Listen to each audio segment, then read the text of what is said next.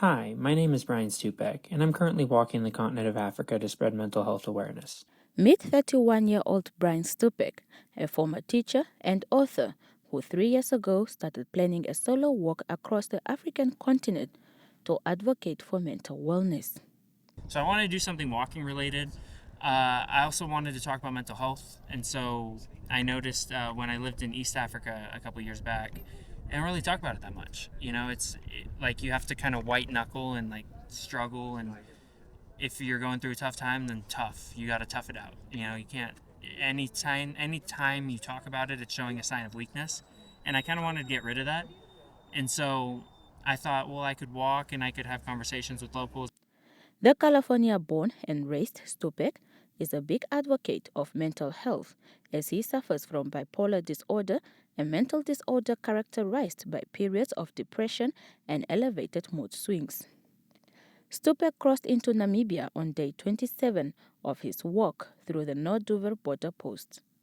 Apart from fighting harsh weather conditions, fatigue, and blisters, he says he also got to meet awesome people who shared conversations, meals, and offered their support where they could to make his journey worthwhile. Walk has sort of been symbolic of mental health in its own right, because as if I would have just walked by myself, I would have died on the side of the road in Grunau because there was no water, there was no food, but people were able to support me and help me along the way.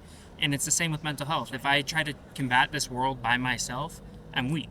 But with the connection of the community, of everyone around me, if we all look out for each other, then we're a lot stronger.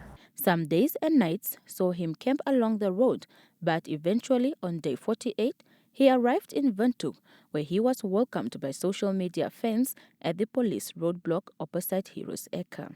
When I saw his first video, I followed him immediately, and I just felt it's the right thing to donate something.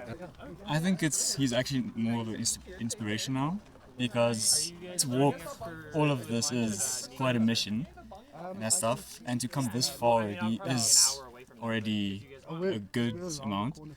And I'm just quite inspired by him. In my journey, I picked up something, and my brain / eyes, something like that, and I lost most of my eyesight.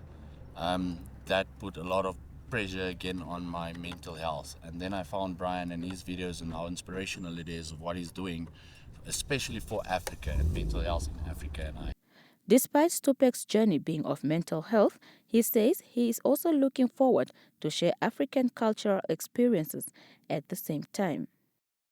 Hey guys, we're here in Tangani's kitchen making mahangu pop.